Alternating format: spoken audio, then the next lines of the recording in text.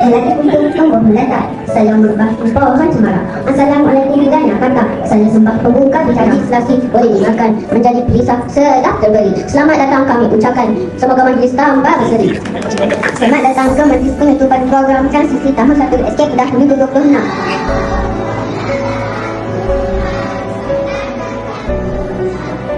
Menjemput Rasia Inara binti Muhammad Fazrul untuk mengetuai bacaan ikrar rukun negara.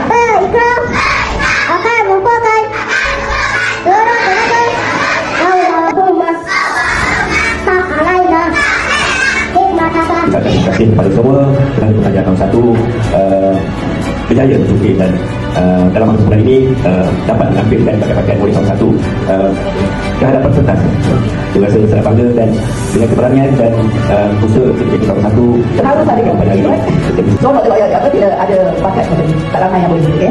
So tahniah, okey, saya tak ada tempat panjang sebab kalau kita tengok apa MC pun tahun 1, baca doa pun tahun 1, right? Ikrar tahun 1, tak ada banyak. Tahniah sebab sikit je.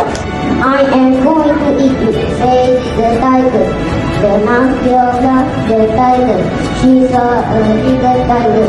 Kalau anda melepaskan saya, jika kamu melepaskan saya dengan hati, saya akan menolong kamu. Kamu kecil, mana boleh menolong aku yang gagak?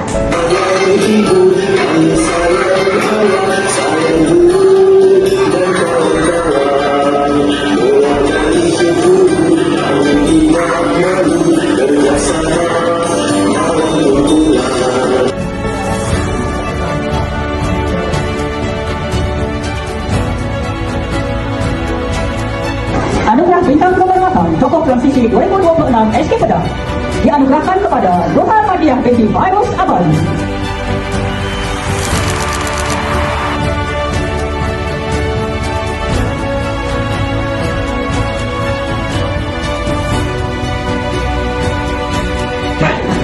Bunga gelap di atas para anak susun pasang berita. Andai tersilap tutur bicara, jadi disusul maaf diminta.